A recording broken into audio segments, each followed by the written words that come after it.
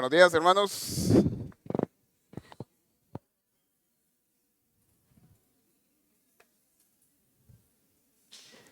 Buenos días.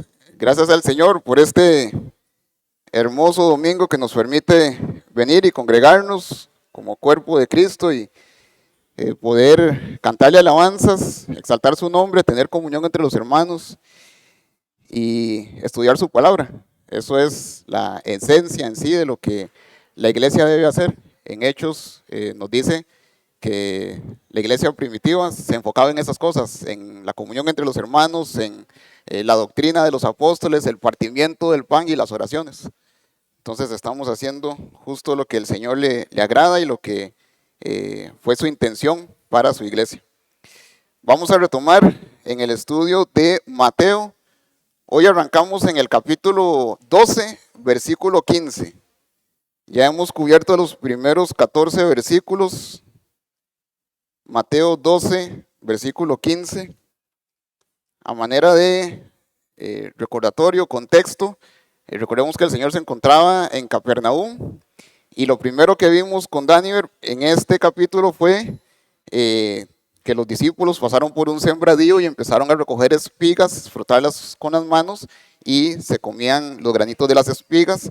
Esto en un día de reposo y los fariseos, los líderes religiosos, le decían que estaban profanando el día de reposo, que no les era lícito hacer eso a los discípulos. Posteriormente tenemos que la semana pasada estudiamos otra vez ese mismo día el Señor Jesús sanando a un hombre que tenía la mano seca en el día de reposo también, y los fariseos, para tenderle trampa, para ver la doctrina que tenía Jesús, le preguntaron, ¿es lícito sanar en el día de reposo? A lo cual el Señor les explicó, ¿verdad? Que el objetivo es hacer bien en ese día también, y entonces que era más relevante hacer bien a una persona que el mero ritualismo de cumplir la ley. Y para tomar el contexto, quiero que veamos dos de las cosas que eran los objetivos por los cuales los fariseos hacían eso. Número uno, para conocer la autoridad que tenía Cristo. ¿Cuál es su autoridad? Para que sus discípulos comieran o frotaran las espigas y comieran durante el día de reposo. Pero también, ¿cuál es la doctrina que él imparte? ¿Cuál es el entendimiento que tiene Jesús sobre la ley?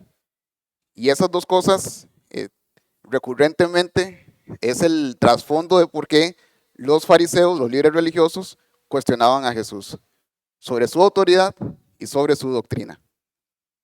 Y en función de eso, vemos que en el versículo 14 nos dice, y salidos los fariseos, tuvieron consejo contra Jesús para destruirle. Y ahí arrancamos entonces nosotros el estudio del día de hoy, versículo 15. Vamos a leer del 15 al 21, oramos y entramos al estudio.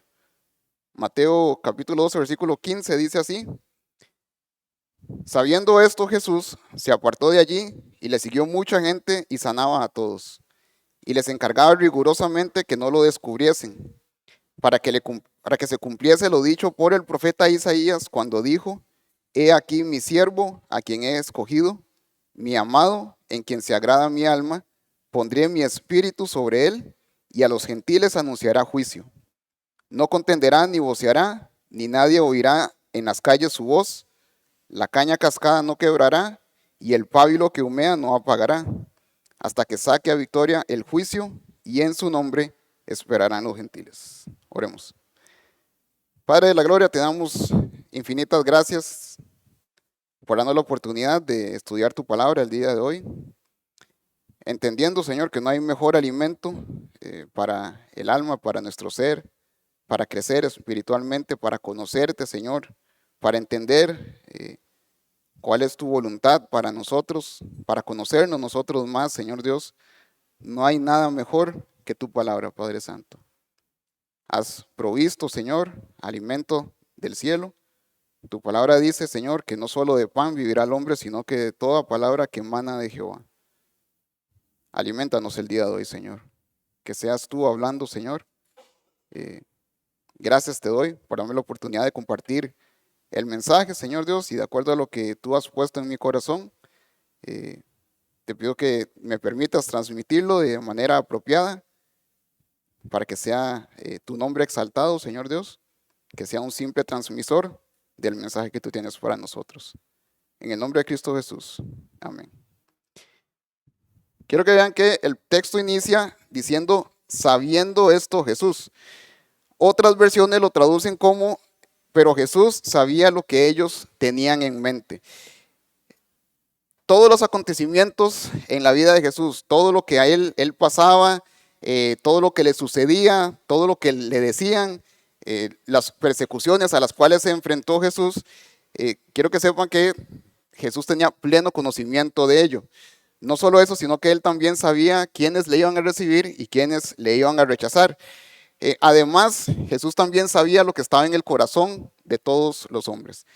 Juan capítulo 2, versículo 25, nos dice que Jesús no tenía necesidad de que nadie le dijese nada acerca del hombre. Ya él sabía exactamente los pensamientos de cada uno porque nos conoce perfectamente. Y esto entonces nos da a entender que aún sabiendo que lo iban a rechazar, aún sabiendo que los líderes religiosos no iban a recibir su mensaje, sabiendo el rechazo, que iba a ser perseguido, vituperado y posteriormente entregado para sacrificarlo en la cruz, aún con todo eso, nos dice el texto que estuvo dispuesto a hacerlo. Filipenses capítulo 2 nos habla de que él no estimó el ser igual a Dios como algo a que aferrarse, sino que se despojó a sí mismo, tomando forma de hombre, y estando en la condición de hombre se hizo siervo. Y sabiendo todo lo que iba a experimentar, todo lo que iba a padecer, aún así estuvo dispuesto a tomar mi lugar, a tomar su lugar en la cruz. Hoy día eso es igual. El Señor no ha perdido noción de quiénes son los que van a recibirle, quiénes son los que van a rechazarle, pero a pesar de eso, dice la palabra que Él es paciente para con todos, no queriendo que ninguno perezca. Y manda a su iglesia a predicar el evangelio. Él sabe que no todos van a recibirle, porque como lo dice 2 Tesalonicenses 3:2, no de todos es la fe. Entonces abiertamente ya el Señor sabe que a pesar de que el plan redentor está disponible para toda persona, para todo aquel que crea, lastimosamente no todos van a recibirlo. Y esa era la realidad con el pueblo de Israel. Algunos iban a recibir su mensaje, pero abiertamente habían otros que no lo iban a hacer. Sabiendo esto, esa frase con la que inicia el texto, también nos refiere a la condición en la que se encontraban los maestros de la ley.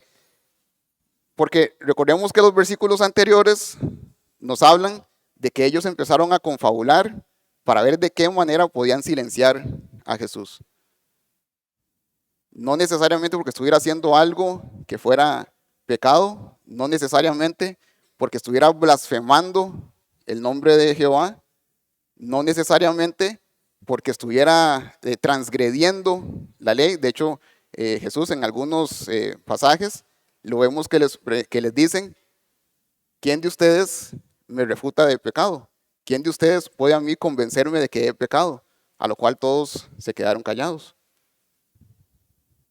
No era precisamente por eso, sino era porque ese control, ese dominio que tenían los fariseos, los líderes religiosos del pueblo, percibían que se les estaba yendo. Y vamos a ver a lo largo del texto cómo se puede percibir eso, cómo se ve el impacto que tuvo el ministerio de Jesús durante esos 3 años a los ojos de la gente. Para que también nosotros entendamos que hoy día aplica de la misma manera.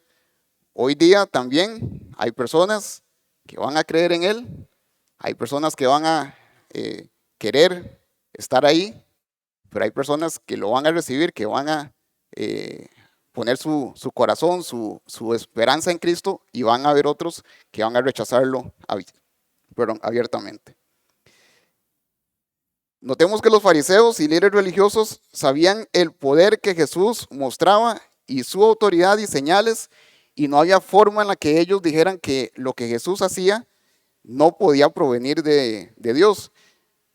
En un momento, un líder religioso, Nicodemo, va donde Jesús en la noche, y de las primeras cosas que Nicodemo le dice es: Rabí, sabemos que eres maestro enviado de Dios, porque las cosas que usted hace, nadie las puede hacer, salvo que el poder de Dios esté con él. Este sabemos habla de: nos hemos sentado a analizar lo que usted ha hecho y nos hemos dado cuenta que lo que usted hace tiene que ser poder de Dios. Entonces notemos que no eran ajenos a lo que el Señor estaba haciendo. Claramente entendían que esto que está sucediendo en ese momento era una manifestación del poder de Dios actuando sobre una persona, y esa persona era sobre Cristo. Pero por la dureza de su corazón se negaban a ver y creer en lo innegable. A pesar de la manifestación clara del poder del Señor, nos dicen los versículos anteriores: y salidos los fariseos, tuvieron consejo contra Jesús para destruirle. Notemos que en lugar de estarse regocijando por aquella persona a la cual se le sanó la mano seca, en lugar de ver la manifestación del poder del Señor sanando de una manera que nunca antes alguien lo había hecho, lo que hicieron los fariseos fue ver de qué manera podemos silenciar este mensaje, porque afecta a nuestros intereses. Y el texto continúa diciendo: se apartó de allí y le siguió mucha gente y sanaba a todos. Quiero que vayamos a un pasaje paralelo que está en Marcos capítulo 3, versículos 7 al 12. Marcos 3, 7 al 12, creo que ahí en la pantalla va a aparecer. Porque este pasaje nos da más detalle de ese: se apartó de allí y le seguía mucha gente y sanaba a todos. Marcos 3, capítulo 7 dice: mas Jesús se retiró al mar con sus discípulos. Entonces sabemos que ese se apartó de allí es que se retiró al mar. Y nos dice con sus discípulos. Pero luego también nos dice: y le siguió gran multitud de Galilea y de Judea, de Jerusalén, de Idumea y del otro lado del Jordán, y de los alrededores de Tiro y de Sidón. Quiero que veamos un mapa, lo tenemos ahí en la imagen. Tal vez ahí, exacto. Quiero que vean, Jesús en ese momento dice que se retiró al mar. El mar es la parte celeste que está arriba, que parece como un diamante, mar de Galilea. Jesús se encontraba en Capernaum, se retiró al mar, se fue al mar de Galilea, y en esa zona cercana está la provincia de Galilea, pero también se encuentran los otros pueblos que nos menciona el texto. Nos dice que se fue también a Judea, que Judea, si lo ven, está abajo. Entonces vean el trayecto que la gente tuvo que viajar para poder ir a ver qué era lo que estaba sucediendo ahí en Capernaum. Nos dice además de eso que estaba gente de Jerusalén, que queda ahí arribita de Judea, sigue Jerusalén, y Idumea incluso queda más abajo de Judea. Y aparte de eso, nos menciona también que llegaban personas no solamente del lado hacia la izquierda del río Jordán, sino que también al otro lado del río Jordán. Llegaban personas a ver qué era lo que estaba sucediendo. Y como si fuera poco, subamos un momentito ahí en el mapa y vemos que tenemos de Galilea, un poquito más arriba, está Fenicia, y de Fenicia las zonas costeras, Tiro y Sidón. Entonces vemos todo el pueblo, todos los pueblos, las ciudades vecinas, estaban interesadas en qué era lo que estaba sucediendo ahí en Capernaum. A tal punto que nos dice el texto que Jesús se apartó de allí, se fue al mar con sus discípulos. Pero quiero que noten por qué razón fue que la gente iba ahí a ver qué era lo que sucedía. Nos sigue diciendo el pasaje en Marcos, capítulo 3, versículo 8, oyendo cuán grandes cosas hacía, grandes multitudes vinieron a él. Quiero que entendamos que no necesariamente por el hecho de que se mencione multitudes, quiere decir que esas multitudes estaban interesadas en la doctrina de Cristo, en la enseñanza de Cristo. El texto no nos dice que estaban ahí porque querían escuchar su mensaje. Nos dice porque oían cuán grandes cosas hacía. Y aquí vemos entonces dos diferentes grupos. Nos menciona que se fue al mar con sus discípulos. Discípulos es símbolo, sinónimo de aquellos que están buscando conocerle, que quieren relacionarse con él. Nos está hablando de aquellas personas que se identifican con Cristo, que reconocen en él que él tiene el mensaje traído del Señor. Pero luego también nos menciona que hay multitudes, personas que simplemente quieren ver qué pueden recibir, que les interesa más lo que Jesús puede hacer, no necesariamente quién él es. Y hoy pasa muy similar en las iglesias, porque lastimosamente no todos los que pasan por la puerta vienen aquí queriendo ser discípulos de Cristo, queriendo conocer personalmente a Cristo. Hay muchas personas que lo que quieren es venir aquí porque se llenaron sus estómagos, como en la alimentación de los 10,000 y los 5,000, porque vieron que hay una forma fácil de ser alimentados. Me siento, me predican un rato, pero después de eso hay comida segura. Y no importa cuántos seamos, hay para todos. Otros vienen porque quieren algo material o físico del Señor. Un milagro para solucionar un problema laboral, para solucionar una situación familiar, para un padecimiento de salud. Y no me malentiendan, el Señor está interesado en esas áreas de nuestra vida también. Pero ¿cuál es la razón por la cual llegamos al Señor? ¿Es por las cosas que Él puede hacer por nosotros o porque hemos entendido y conocido quién es Él en realidad? Hemos entendido que fuera de Él no hay vida, no hay salvación.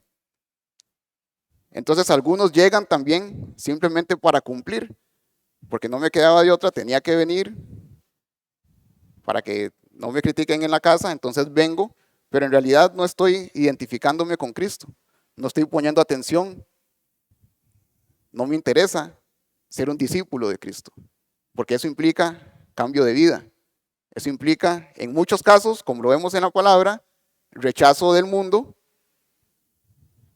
en buscar hacer lo que al Señor le agrada.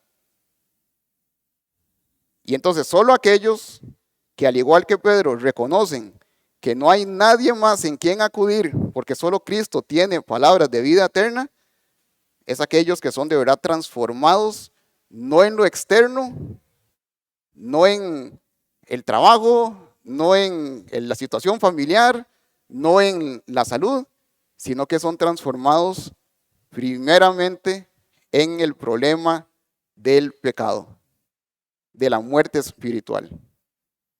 Cuando reconocemos nuestra incapacidad, cuando reconocemos nuestra bancarrota espiritual y que solamente a través de Cristo es que podemos nosotros tener ese acceso al Padre. Grandes multitudes vinieron a él y nos sigue diciendo Marcos, y dijo a sus discípulos que le tuviesen siempre lista la barca a causa del gentío para que no le oprimiesen. Imagínense ustedes entonces el montón de gente que nos muestra el mapa de las diferentes zonas lejanas. En algunos casos puede ser que tuvieron que transitar 2, 3 días para llegar ahí a Capernaum. Y era tanto el gentío porque entendieron en situaciones anteriores que el Señor había sanado a una mujer que tenía un flujo de hace 20 años, Escucharon que sanó a la hija de Pedro, paralíticos, leprosos, una persona ciega, y los hechos de Cristo empiezan a recorrer todo la región en ese momento. Noten que no habían redes sociales, ¿verdad? No es como ahora que alguien hace algo y ya a los 5 segundos ya todo el mundo se enteró porque están en las redes sociales y eso se disemina como un fuego, ¿verdad? En un bosque seco. En aquel entonces, esas noticias transcurrían de personas que veían y se iban y contaban, y esa persona iba y le contaba. Y así fue como el Señor empezó a ser conocido por los hechos, pero no por quién Él es. La gente decía, hay alguien ahí que puede sanar. Tráigale usted el caso más severo, no falla. 100% de éxito sanando. Alimentó a un montón de gente, hizo esto, hizo lo otro. En las bodas de Canaán, yo escuché que hizo el mejor vino que nadie había conocido jamás. Y en función de eso es entonces que la gente está interesada en conocer qué es lo que está sucediendo. Versículo 10 dice, porque había sanado a muchos, noten esta siguiente frase, de manera que por tocarle, cuantos tenían plagas caían sobre él. Imagínense, la gente no era ni siquiera que le pedía permiso o le decía, Señor, sáname, sino que la muchedumbre lo oprimía a tal punto que estaban dispuestos hasta abalanzarse encima de Jesús para que por el mero toque de él, mero toque de su vestimenta, podamos ser sanos. De nuevo, porque ya habían visto o escuchado probablemente algo similar que había sucedido. Ni siquiera es necesario que él lo diga. Con tan solo tocar su ropa, ya con eso tenemos sanidad. Entonces no hace falta ni siquiera escuchar su mensaje. Podemos simplemente llegar ahí y mientras estemos en contacto, entonces vamos a poder tener la sanidad o nuestros familiares o quien fuera. Y entonces nos dice el texto que estaban dispuestos a apretar de tal manera a Jesús con tal de obtener ese contacto físico con él que se le tiraban encima. Ahora quiero que vean también que el texto sí nos dice que el Señor sanaba a muchos. El pasaje de Mateo nos dice que sanaba a todos. El Señor estaba interesado también en mostrar su poder porque eso era parte de la cual Él podía dar testimonio de quién era por medio de las señales que garantizaban que ese era un enviado del Señor. A través de esas señales mostraba que poder del Señor salía de Cristo. Y entonces nos muestra también la compasión de Cristo en su ministerio terrenal, pero además nos muestra que Jehová había venido a salvar a su pueblo. Quiero que vean en Isaías 35, del 5 al 6. Isaías 35, del 5 al 6, nos dice lo siguiente. Entonces los ojos de los ciegos serán abiertos y los oídos de los sordos se abrirán. Entonces el cojo saltará como un ciervo y cantará la lengua del mudo, porque aguas serán cavadas en el desierto y torrentes en la soledad. ¿Se recuerdan la vez cuando Juan el Bautista, estando en la cárcel, en la prisión, manda discípulos a donde Jesús para confirmar si de verdad era el Mesías o tenían que esperar a alguien más? Y en ese momento dice el texto que el Señor sanó a un montón de gente y luego le dijo a los discípulos, vayan y díganle a Juan que los ciegos ven, que los sordos escuchan, que los cojos caminan y que a los pobres les es predicado el mensaje del reino de Dios. Entonces todas esas muestras de poder eran confirmación de quién estaba ahí con ellos en ese momento. Aparte de eso, nos dice también en el versículo 11, y los espíritus inmundos al verle se postraban delante de él y daban voces diciendo, tú eres el Hijo de Dios. Mas él le reprendía mucho para que no le descubriese. Regresemos al texto en Mateo.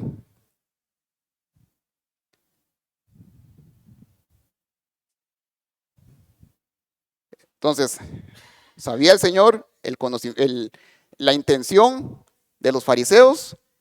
Nadie le dijo, nadie tenía que decirle abiertamente, mira, es que esto es lo que están confabulando contra usted, ¿verdad? Yo vengo aquí de soplón, yo estuve ahí en el concilio y lo que se dijo fue esto, entonces vengo aquí a alertarlo. Nadie tenía necesidad de hacer eso porque él sabía, él conocía el corazón, la mente y los pensamientos de todos los hombres. Y entonces nos dice que en función de eso se aparta de allí. Ya sabemos, según el texto en Marcos, que ese apartarse de ahí fue al mar de Galilea y que le siguió mucha gente. Ya vimos de dónde venían ese montón de gente y sanaba a todos, ¿verdad?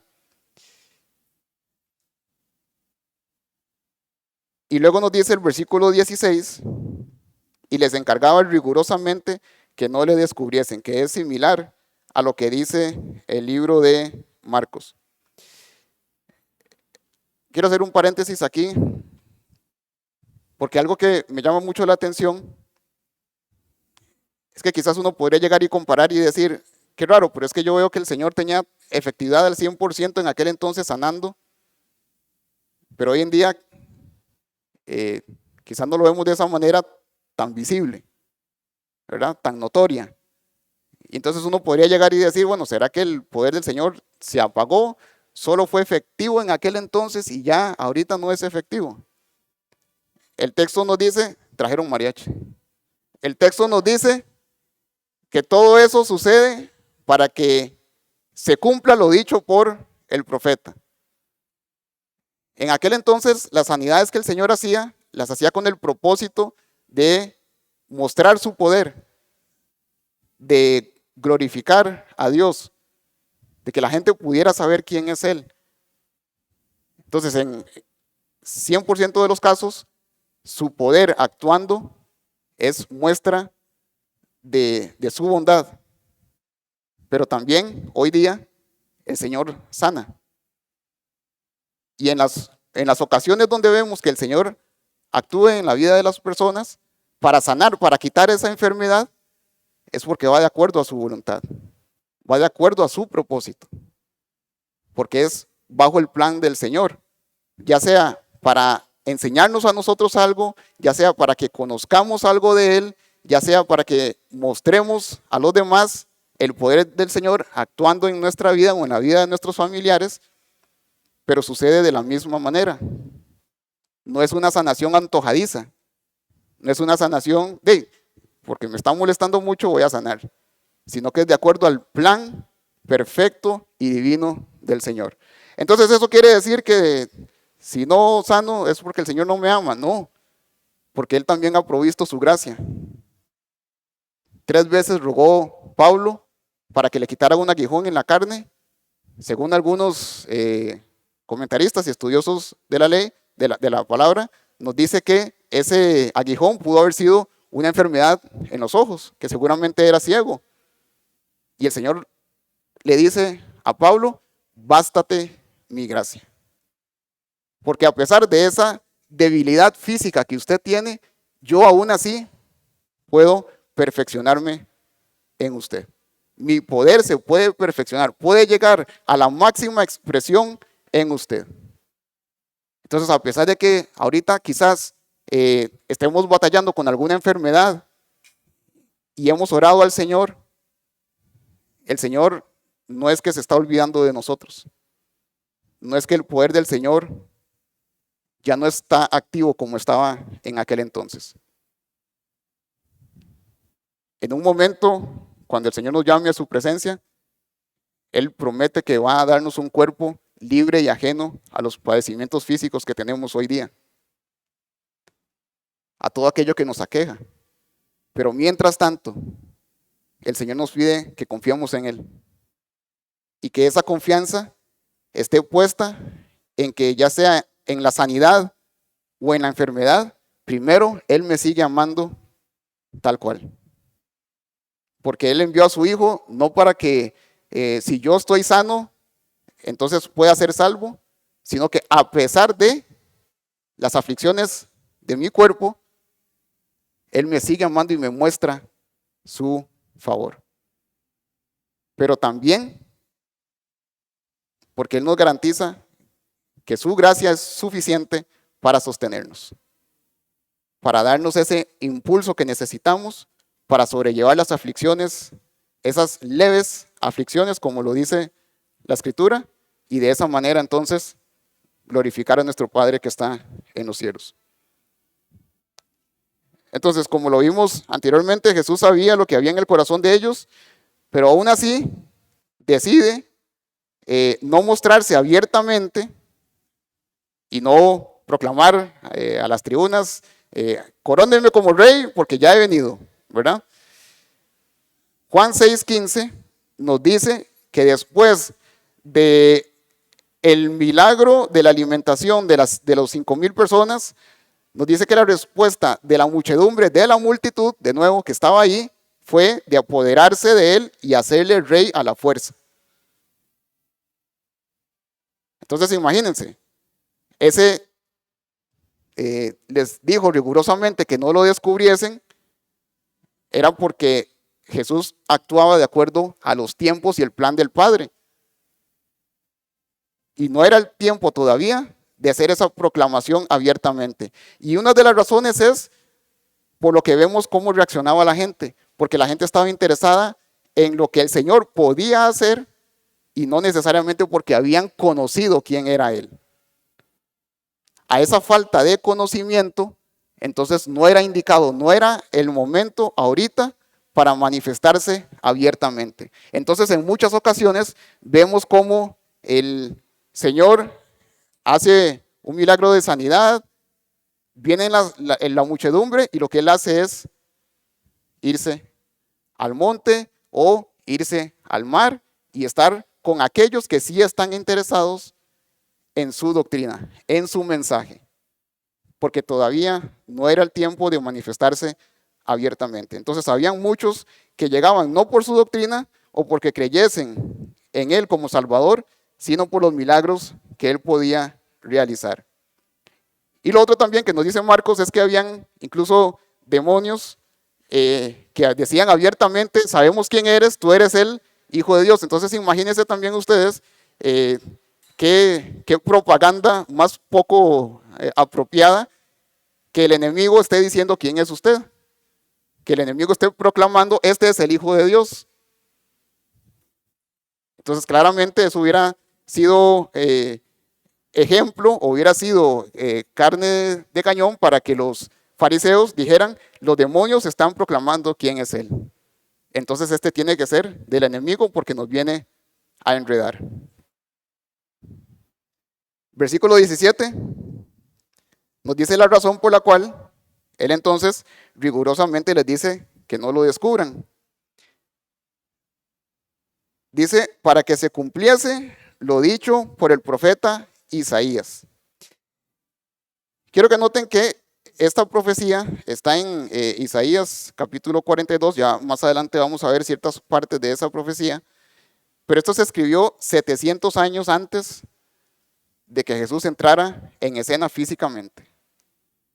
No estamos hablando de par de semanas, no estamos hablando en el mismo mes calendario, 700 años antes. Ni siquiera el Imperio Romano estaba en vigencia. Y ya se había manifestado que era lo que tenía que hacer el siervo de Dios, cómo tenía que actuar y el por qué hacía las cosas. Entonces, vean la exactitud, la precisión del ministerio de Cristo que cumple a cabalidad con cada una de las demandas de las profecías que se detallaban de Él en el Antiguo Testamento. 700 años antes, ya Isaías había dado la profecía de que era lo que iba a realizar ese enviado del Señor. Nada en la vida de Jesús fue casualidad o mera coincidencia. Todo lo que Él hacía, las cosas que pasaban en su alrededor, incluso desde antes de su nacimiento, incluso el haberse ido a Belén, todo eso estaba profetizado. no había ni siquiera nacido Cristo cuando ya se estaban cumpliendo profecías escritas acerca de él 700 o más años antes. Solo en el libro de Mateo 9 veces se menciona que lo que estaba sucediendo en ese momento, los eventos que estaban aconteciendo, eran para que se cumpliese lo dicho por las Escrituras. Entonces, la dureza de corazón, el rechazo a sus señales, estaba profetizado desde tiempo de los profetas, y todo ello sucedía para que se cumpliese a cabalidad. Esto me habla de la soberanía que tiene el Señor,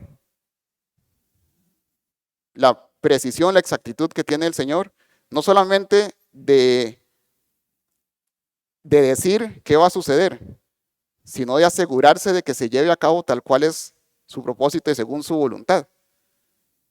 Y entonces, para nosotros, los acontecimientos en nuestra vida, quizás desde nuestra óptica finita, ¿verdad? Del sol para acá, nuestros acontecimientos a veces los vemos como cosas aisladas, ¿verdad? Como que es raro que me pasó esto aquí, y luego me pasó esto, y luego esto, y luego esto. Pero en las manos del Señor, esos eventos ocasionales o causales son muestras de las manos del Señor. Esos eventos son orquestados por Dios para permitir que se desarrollen en nosotros el carácter piadoso o que se cumpla su voluntad en algún aspecto de nuestra vida. Entonces, todo lo que nos acontece, si amamos a Dios, si estamos interesados en cumplir su voluntad, todo lo que sucede en nuestra vida puede obrar para bien. Dios puede hacer que eso obre para bien. Y la palabra nos dice que su voluntad es buena, perfecta y agradable. Entonces, esa enfermedad, esa situación difícil, ese evento maravilloso y bonito, o el típico día a día en la vida del creyente, no son ajenos a la voluntad de Dios para nosotros. No es que, mira, no sabía qué le sucedió a esta persona y entonces voy a ver cómo lo arreglo y vamos a meter un poquito de cosas ahí en el intermedio para que ahora sí se encauce de nuevo en lo que yo quería para esa persona. Si estamos interesados en cumplir la voluntad del Señor, sepa que el más interesado en que eso se haga es Dios mismo. Entonces, en lo que estamos nosotros buscando hacer su voluntad, Él nos dice que Él nos va a ir guiando, y las cosas que nos sucedan en nuestra vida no son mera casualidad, no son eventos fortuitos. Sucedió porque no sabía que eso iba a suceder, sino que en las manos del Señor todo eso es usado para un propósito en nuestra vida. Igualmente sucede con Jesús. Todo lo que sucedía en la vida de Él era porque tenía que suceder de esa manera para cumplir con lo que la ley había dicho. Y entonces en el versículo 18 tenemos la profecía que 700 años se había dicho acerca de Cristo. Esta cita es la más larga que Mateo utiliza del Antiguo Testamento. Y el enfoque de esta profecía es, primero, el carácter de Jesús, el carácter de quién es Él, pero también de la obra, el ministerio que el Padre le encomendó al Hijo. Entonces, en esta profecía estamos viendo el carácter de Cristo, pero también estamos viendo su ministerio, lo que el Señor lo llamó a hacer. Y empieza diciendo, he aquí mi siervo. Y qué bonito, porque esta es como la presentación de Dios Padre a Dios Hijo al mundo. He aquí mi siervo. Y tenemos varios pasajes en el Antiguo Testamento que nos muestran el ministerio de siervo del Señor. Sí, es cierto, Él es rey, es todopoderoso, es el Mesías, pero vino en condición de siervo. Vino a servir, a cumplir con una voluntad expresa del Padre en favor nuestro para lograr algo en aquellas personas que ponen la fe en Cristo. Y entonces tenemos pasajes como Isaías 49, 5 al 6, que dice, ahora pues, dice Jehová, el que me formó desde el vientre para ser su siervo, para hacer volver a él, a Jacob, y para congregarle a Israel, porque estimado será en los ojos de Jehová, y el Dios mío será mi fuerza, dice, poco es para mí que tú seas mi siervo, para levantar las tribus de Jacob, y para que restaures el remanente de Israel, también de ti, también te di por luz de las naciones, para que seas mi salvación hasta lo postrero de la tierra. Adicionalmente, Isaías 52, versículo 13, he aquí que mi siervo será prosperado, será engrandecido y exaltado y será puesto muy en alto. Nos dice Isaías 53, versículo 11, veré el fruto de la aflicción de su alma y quedará satisfecho, por su conocimiento justificará mi siervo justo a muchos y llevará las iniquidades de ellos. Zacarías 3:8 nos dice, escucha pues ahora, Josué, sumo sacerdote, tú y tus amigos que se sientan delante de ti, porque son varones simbólicos. He aquí, yo traigo a mi siervo el renuevo. Y como si fuera poco, todo eso nos dice Filipenses capítulo 2, versículo 6, el cual siendo en forma de Dios, no estimó el ser igual a Dios como cosa a que aferrarse, sino que se despojó a sí mismo, tomando forma de siervo, hecho semejante a los hombres, y estando en la condición de hombre, se humilló a sí mismo, haciéndose obediente hasta la muerte y muerte de cruz. Cumplió con todas las demandas como siervo de ser obediente a su amo y hacer la voluntad de aquel que lo había enviado. Y estamos hablando de Dios Hijo, no cualquier persona, ¿verdad? Dios Hijo estuvo dispuesto a hacerse siervo.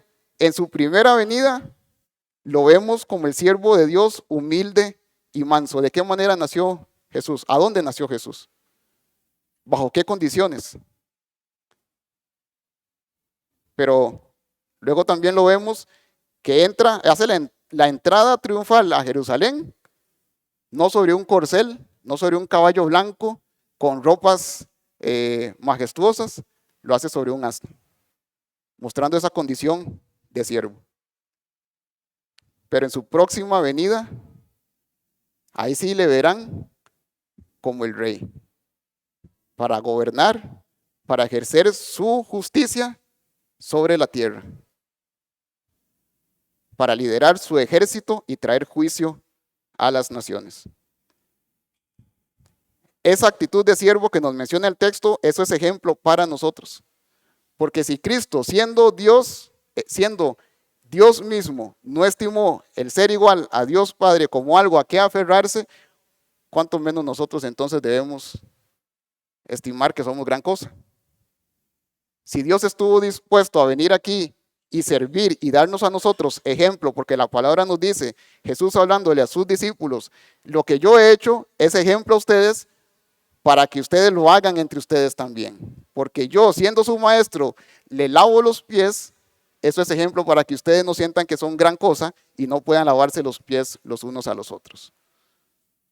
Entonces, si el gran yo soy estuvo dispuesto a ser siervo, cuanto más nosotros que somos discípulos de él, debemos estar dispuestos a servirnos los unos a los otros y principalmente, mayoritariamente, en servir al Padre que nos ha regalado la salvación por medio de Cristo. Mateo 20:25 nos dice, entonces Jesús llamándolos les dijo, sabéis que los gobernantes de las naciones se enseñorean de ellos. ¿Han visto ustedes cuando llegan quizás delegados o llegan presidentes de otras naciones que llegan aquí a Costa Rica, arreglan todas las calles, les ponen banderitas en la pista ahí por el aeropuerto, le ponen los focos, nunca alumbra esa autopista, cuando vienen ellos le ponen focos para que sea bonito y anuncian con tiempo de antelación y es una comitiva grande. Nos dice, así no es como yo vine. Nos dice, mas entre vosotros no será así, sino que el que quiera hacerse grande entre vosotros será vuestro servidor, y el que quiera ser el primero entre vosotros será vuestro siervo, como el Hijo del Hombre no vino para ser servido, sino para servir. ¿Y para qué? Para dar su vida en rescate por muchos. Estuvo dispuesto a cumplir tal cual las demandas del Señor. Pero no solamente nos dice que es siervo, no solamente el Padre nos presenta al Hijo como su siervo, sino que también nos dice, mi escogido. Note que Jesús no era una de tantas opciones que habían ahí en la lista, ¿verdad? El menos malo, no era el que se ganó la rifa, ¿verdad? Hicieron una tómbola ahí, vamos a ver quién va a ir a rescatar a la humanidad. Desde antes de la fundación del mundo, ya estaba establecido que ante la presencia de pecado en la humanidad, Jesús iba a tomar la condición de siervo e iba a venir en rescate por nosotros. Entonces no es algo que se tuvo que hacer porque de ahí no nos quedaba de otra. Ya mandé a tal y tal y tal y no funcionó, vamos a ver si con usted resulta. Sino que era el plan divino ya establecido. Primera de Pedro 1:20 nos dice, sino con la sangre preciosa de Cristo, como de un cordero sin mancha y sin contaminación, ya destinado desde antes de la fundación del mundo, pero manifestado en los postreros tiempos por amor de vosotros. Y entonces, veamos el contraste. Porque el Padre dice, este es mi siervo, mi escogido, a quien yo he escogido. Y nos dice la palabra del Señor que a lo suyo vino y los suyos no le recibieron. Al escogido de Dios para su pueblo de Israel, su pueblo de Israel lo tuvo como poca cosa. Aquel que Dios escogió, que no había nadie mejor a enviar en favor nuestro para darnos la salvación, para cumplir con las demandas de justicia del Padre, nos dice el texto que la gente no le estimó, sino que lo rechazó. Nos dice Lucas capítulo 23, y el pueblo estaba mirando, esto es cuando Jesús estaba en la cruz clavado, y el pueblo estaba mirando y aún los gobernantes se burlaban de él diciendo, a otro salvó, sálvese a sí mismo si este es el Cristo, el escogido de Dios. Noten lo grave de esa afirmación. Burlándose de Dios clavado en la cruz para redimir a nosotros que habíamos pecado. El escogido, rechazado por aquellos que venía a salvar. Primera de Pedro nos dice que Él es piedra viva, rechazada o desechada por los hombres, pero para Dios es escogida y preciosa. ¿Ven el contraste? Dios nos da lo mejor que nos pudo haber dado a través de su Hijo. Nos dio a su Hijo para que quien crea en Él tenga vida eterna. Y la humanidad, en lugar de recibir al Hijo y agradecerle al Padre porque nosotros tuvimos que haber estado clavados en esa cruz, su pueblo, su propia nación, dice, no va conmigo. No es suficiente. No es lo que estábamos buscando. Y entonces rechazan a aquel que el Señor había escogido. ¿Qué más nos dice acerca de el Señor? Nos dice también, mi amado, en cual se agrada mi alma. Y es interesante porque mi amado en cual se agrada mi alma, si recordamos, hay dos lugares en los cuales lo vemos. Lo vemos primeramente en el bautizo de Jesús, ¿verdad? Cuando va donde Juan el Bautista, Juan lo bautiza, sale del agua y dice que llega el Espíritu Santo en forma de paloma y posa sobre él, y nos dice también que una voz del cielo audiblemente dice, este es mi Hijo amado en quien tengo complacencia. Pero también lo vemos en el monte de la transfiguración. Se aparecen Elías, Moisés, hablan con Jesús y nos dice el texto además Que Pedro viendo eso dice, Señor, buenísimo es que estemos aquí, entonces hagamos unas enramadas, hagamos unos altares y ofrezcamos aquí sacrificio y demás. Y una voz audible dice, este es mi Hijo amado en quien tengo complacencia. Entonces los evangelios nos detallan vez tras vez muestras de Dios amando al Hijo. El Padre ama al Hijo, nos dice la palabra, porque el Hijo hace la voluntad del Padre, porque está dispuesto a cumplir la voluntad del Padre. Pero también Juan 14:31 y Juan 17 nos muestra al Hijo amando al Padre. Jesús cumplía la voluntad del Padre porque Jesús amaba al Padre también. Y entonces por ahí pueden salir algunos diciendo, ¿y pero cómo va a ser posible eso de que entonces Dios se ama a sí mismo? Entonces no entiendo, porque estamos hablando de que Él dice que es mi hijo, es mi amado, pero es Él mismo. Recordemos que es un solo Dios que se manifiesta en tres personas. Entonces el Hijo no es el Padre no es el Hijo no es el Espíritu Santo no es el Hijo, pero sí gozan de la misma esencia, de la misma personalidad, son 100% Dios, tal cual, pero son tres personas distintas. Entonces lo que estamos viendo aquí es Dios Padre hablando sobre su Hijo y mostrando el amor que tiene hacia Él y el Hijo hacia el Padre. Estas palabras no son mera casualidad, porque también están mostrándole al pueblo de Israel que Jesús era aquel que se había profetizado, al igual como vamos a ver en la siguiente frase. Dice, mi amado en quien se agrada mi alma, pondré mi espíritu sobre él.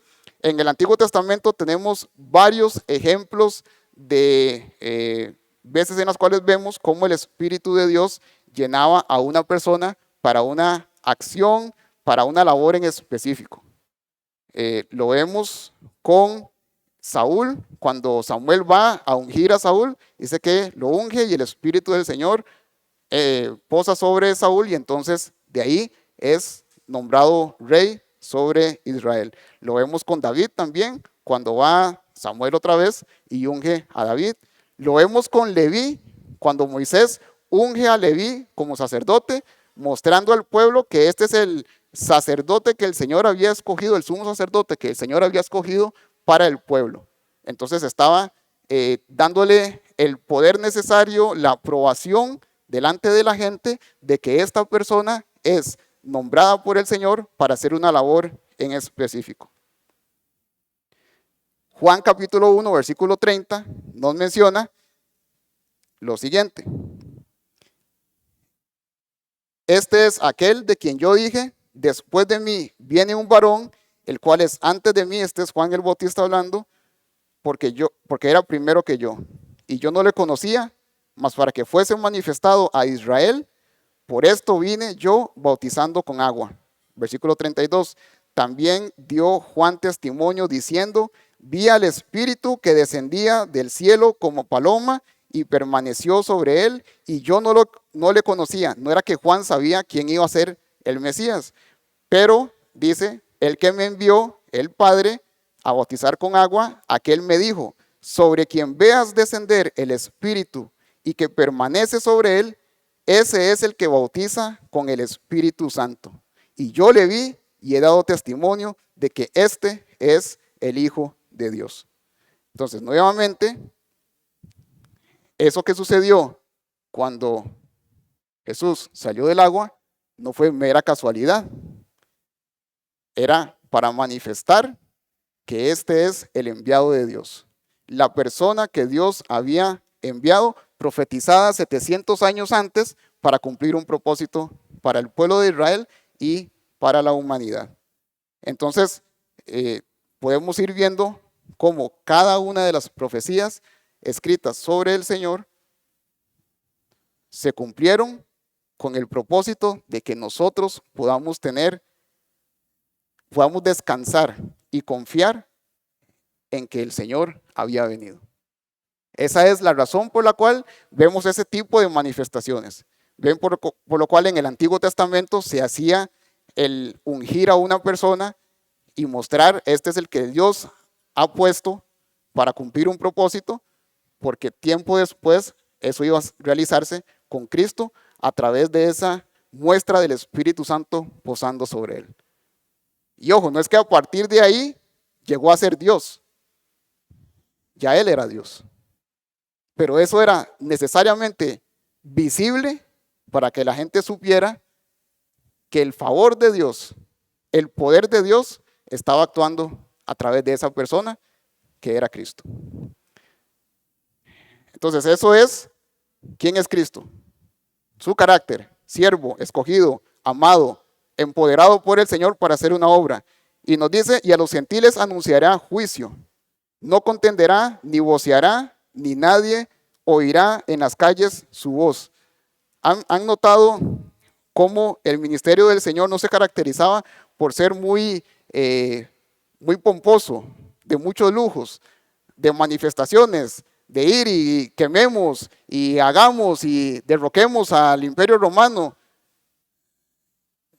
Podemos incluso hasta compararlo con el ministerio de Juan el Bautista, que Juan a Herodes se le enfrentó y le dijo, no te es lícito tener la mujer de tu hermano. Abiertamente era como impulsivo, incluso pudiera decir uno sobre Juan. Pero el ministerio de Cristo fue diferente, porque sanaba así, pero se retraía. ¿Por qué? Porque estaba buscando no solamente manifestarse a la gente mostrando que Él era Cristo, sino también dándose a conocer a aquellos que estaban interesados en escuchar su mensaje. Jesús no hizo su camino por medio de una personalidad imponente y ruidosa o una plática abrumadora, sino que Jesús hizo una impresión entre la gente por medio del Espíritu de Dios sobre él. Y lo vemos en su nacimiento. El Señor nace y no es que haya una manifestación grande de personas ahí en el pesebre, ¿verdad? En el lugar donde estaba, en el establo. No hay un montón de gente ahí, ya nació, vamos a verlo. Incluso ángeles tuvieron que ir donde pastores a decirle, hey, por allá nació el Salvador del mundo. Tuvieron que llegar magos, personas conocedoras de las estrellas del oriente, a donde estaba Jesús, para ver que había nacido el Mesías. Entonces notan la diferencia del ministerio. No era un ministerio público, no era un ministerio abierto, sino que era un ministerio para cumplir un propósito, una voluntad del Señor.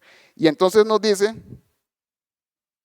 no contenderá ni voceará, nadie oirá en las calles su voz.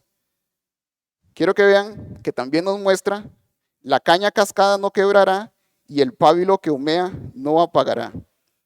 Quiero que veamos unas imágenes. Eso es una caña cascada.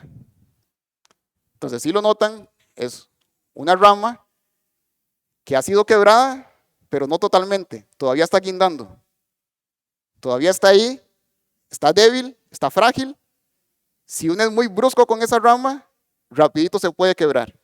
Pero nos dice que ese siervo, el amado del Padre, no va a quebrar esa rama cascada. Va a ser frágil con esa rama. Va a mostrar su misericordia. La levanta, la cubre, para que pueda otra vez surgir. En lugar de arrancarla de raíz, en lugar de ya acabemos con esto, es frágil con esa rama. Es dócil. Es manso y humilde de corazón, dice la Escritura. ¿Has notado ese trato de Dios hacia nosotros? Que a la primera, cualquier otra persona, a un empleado, a la primera torta, lo corta. El Señor muestra su favor día con día. La palabra nos dice que nuevas son sus misericordias con nosotros, grande es su fidelidad día con día. A pesar de que muchas veces nos encontramos de esa manera o llegamos a Cristo de esa manera, Él es frágil, Él es amoroso con nosotros y nos muestra su gracia, su misericordia. Pero luego también nos dice, el pábilo que humea no apagará. Ese es el pábilo que humea, que la llama no está encendida, Puede ser que una vez estuvo encendida, pero ¿qué es lo que requiere? Requiere de un soplo suave, de un soplo amoroso, gentil, para que haga brotar la llama nuevamente y entonces encienda esa luz. La palabra del Señor nos dice que somos luz al mundo. Muchas veces, a causa del pecado en nuestra vida, a causa de las situaciones que nos achacan, a veces nos encontramos de esa manera y estamos como ese pábilo que humea, que apenas ahí tintilea. Muy fácil sería para el Señor apagar la llama, pero Él sopla, sopla.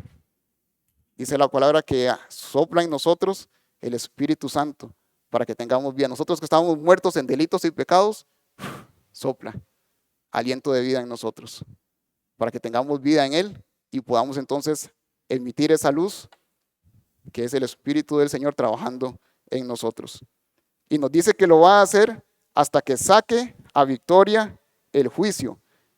En Isaías lo menciona como hasta que establezca en la tierra justicia. En la cultura oriental, establecer justicia era una labor estrictamente para los reyes. Un rey iba y conquistaba un pueblo y nadie más que él redactaba las leyes que se iban a impartir en aquel pueblo que había conquistado.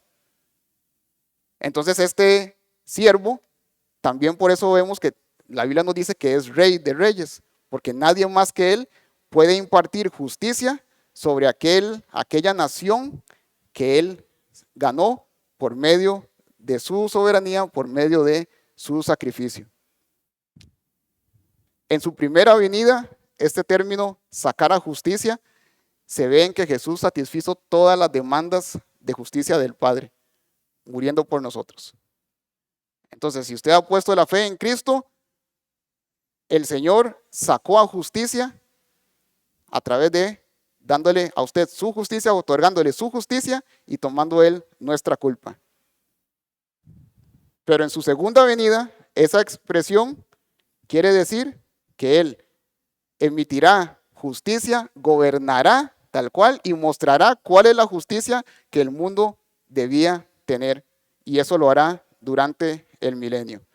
El pasaje que hace mención a eso está en Isaías capítulo 11, versículos del 1 al 10. Y ahí nos muestra cómo el Señor emitirá ese juicio, esa justicia, a tal forma que nos dice que aún animales que se pelean actualmente entre ellos van a poder llevarse tranquilamente. Nos dice la palabra, y el niño de pecho jugará sobre la cueva del áspid, y el recién destetado extenderá su mano sobre la caverna de la víbora. Jugará con la víbora, un recién nacido. ¿Por qué? Porque todo se va a sujetar a la justicia de Cristo, cuando Él esté gobernando sobre la tierra.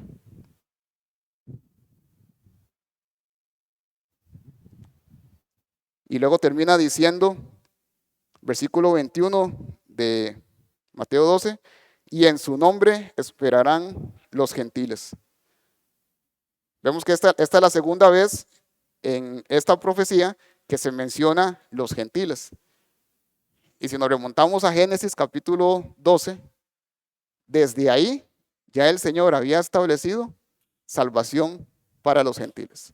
Esa muestra de justicia no solamente para el pueblo judío, sino también para nosotros gentiles. Jehová le dijo a Abraham, bendeciré a los que te bendijeren y a los que te maldijeren maldeciré, y serán benditas en ti todas las familias de la tierra. No solamente los judíos, no solamente Israel, sino todas las naciones de la tierra van a ser bendecidas a través del pueblo de Israel, a través de esa simiente que iba a salir de Abraham. Y esa simiente es Cristo. La bendición iba a venir por medio de Israel, pero iba a extenderse a todas las naciones para que de esa manera, tal como dice Juan 3:16, para que todo aquel que en él cree no se pierda, sino que tenga vida eterna y de esa manera pueda disfrutar la justicia de Cristo aplicada en su favor. No conozco su condición el día de hoy. Cristo sí. Sabemos que Él conoce los pensamientos, el corazón, la intención de cada uno de los que estamos aquí. Pero el mismo llamado que hizo el Padre en aquel entonces, hace ya más de 2000 años, y que fue profetizado 700 años antes, de he aquí mi siervo, a quien he escogido, hoy día ese mismo llamado está ahí. He aquí mi siervo, a quien he escogido. Muchos pueden entrar por esa puerta y congregarse aquí domingo tras domingo. Pero hasta que ese siervo que el Señor nos ha dado sea nuestro Salvador, entramos y salimos como la muchedumbre, como la multitud. Solamente en aquellos que ese siervo llega a ser su Salvador, es que llegamos a ser discípulos de Él.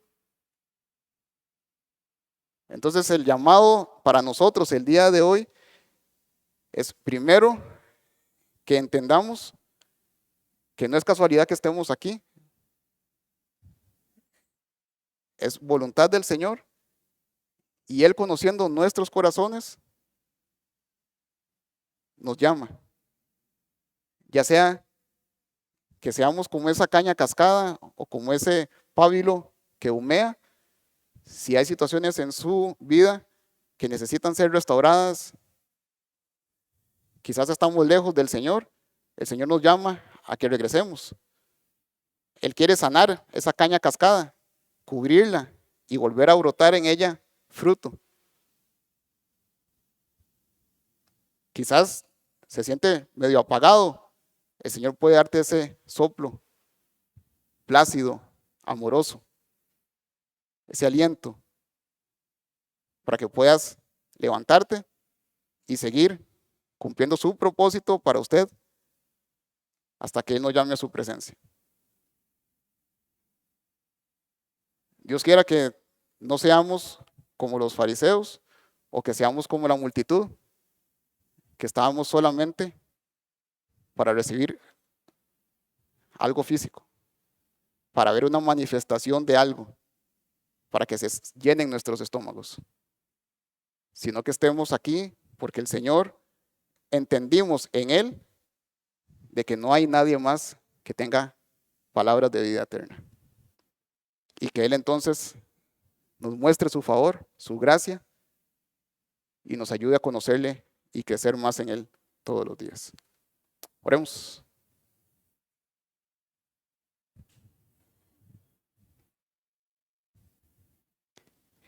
En actitud de oración,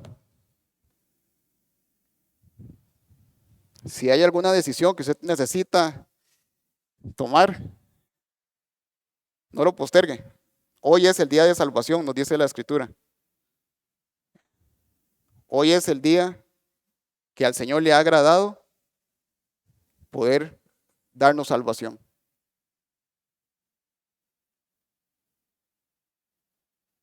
Si en su corazón no hay seguridad, si en su mente usted reconoce que yo en ningún momento he abierto mi corazón al Señor, no estoy seguro de si soy de la multitud o si soy de sus discípulos, hoy puede ser el día de esa seguridad.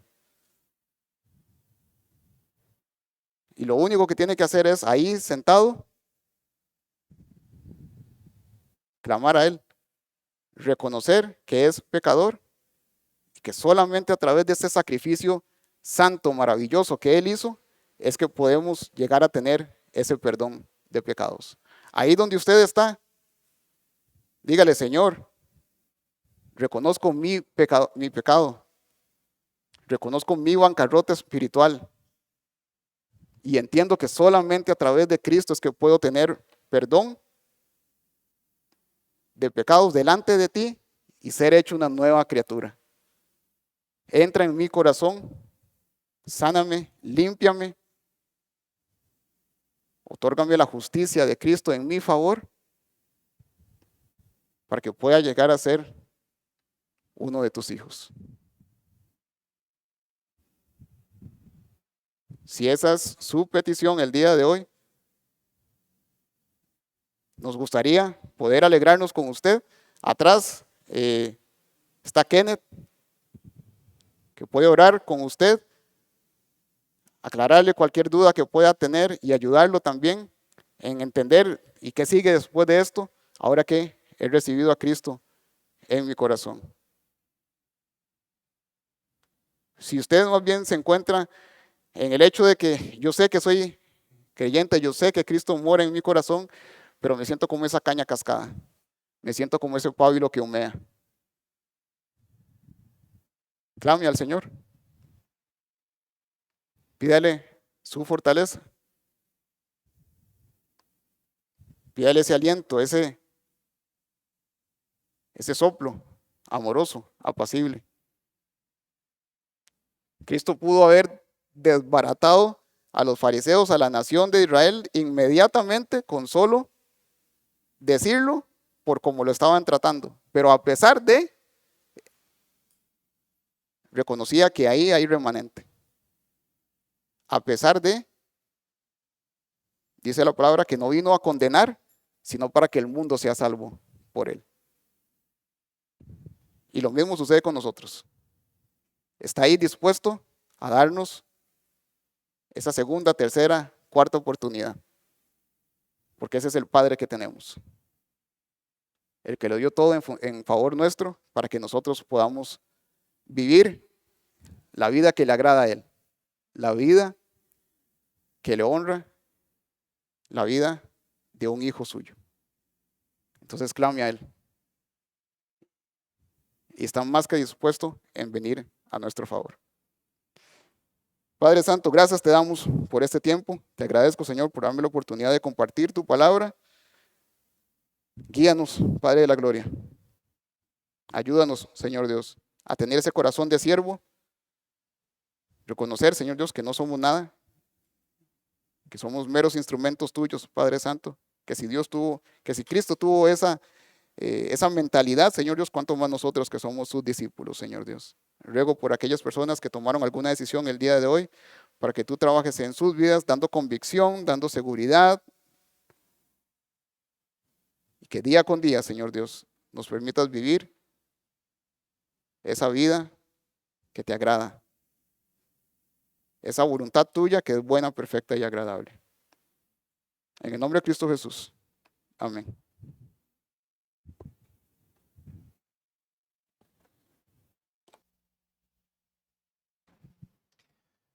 Vamos con los anuncios de la próxima semana. Bueno, importante el día de hoy. Al final del servicio usted puede colaborar comprando granizados, ¿verdad? Entonces, si quiere un granizado o si a usted no le gusta, puede invitar a alguien, entonces que no haya excusa al final del servicio. Asimismo, lo que son los jóvenes adolescentes entre 11 y 17 años, hoy no hay reunión, repito, hoy no hay reunión. Entonces, para que lo tengan claro. El próximo jueves continuaríamos con el estudio Jeremías. Próximo martes 21 está la actividad del evento de Acero Redimido, que de hecho hoy andan en Limón, Dani Veranda con Billy. Entonces el próximo martes a partir de las 6 de la tarde en el Parque San Rafael se van a reunir. Entonces todos los que quieren pues acercarse, ¿verdad? Y compartir y pues tener un alcance evangelístico, puede comunicarse principalmente con Daniver. Retiro de hombres. Todos los hombres estaremos a partir del viernes 24 hasta el 26 de mayo en un retiro, ¿verdad? Si todavía lo estaba pensando, hoy es el último día para tomar la decisión y asimismo hacer efectivo el pago, ¿verdad? Y recordamos que si por temas económicos usted no está yendo, acérquese, ¿verdad? Ahí Dios puede pues colaborar al respecto. Lo importante es que usted se acerque, que compartamos como hombres, tocamos temas de hombres, ¿verdad? Entonces, acérquese, ¿cierto? Gracias. Recuerda, el próximo 26 de mayo no hay reunión en esta misma línea. el servicio se va a transmitir, entonces no hay servicio en el hotel. Puede venir, pero no va a haber nadie. Entonces, importante, no hay servicio la próxima semana. Entonces se va a transmitir a través de los canales de WhatsApp y en YouTube se va pues dar más información. Luego, lo que es el paseo de niños, en julio, el 6 de julio está programado el paseo para los niños, es como el ligero campamento, entre comillas, que tienen los chicos pequeñitos. Entonces, más información con Amelia, el límite de inscripción es el próximo 23 de junio. Asimismo, cualquier otra información, recordemos que al lado atrás tenemos la mesa, puede acercarse para obtener información acerca de cualquiera de algunos de los ministerios que quizás el Señor lo está llamando. Entonces, si quiere alguna información, sin ningún compromiso, puede pedir la información ahí mismo. Algunos recordatorios importantes, recordemos con los niños al final del servicio, dos cosas. Uno, ¿verdad? Que no nos mantengamos desatendidos de nuestros hijos, recordemos que estamos en un lugar público, en un hotel, entonces muchas cosas pueden pasar. Entonces, al lado atrás hay una piscina, no sé si ustedes lo sabían, entonces por favor cuide a sus hijos de que tal vez no vayan al lado atrás y pues lo peor que le puede pasar o lo mejor que le puede pasar es que se moje, pero pueden ocurrir otras circunstancias. Y aquí pues hay personas que no conocemos, ¿verdad? Hay habitaciones, hay cosas que pueden ocurrir, entonces tengamos cuidado. También recordemos que los niños están al cuidado de las maestras, ¿verdad? Entonces que por favor vayan y los recojan, ¿verdad? Entonces, para que pues obviamente ellos puedan hacer el montaje de salida de la actividad. ¿Ok?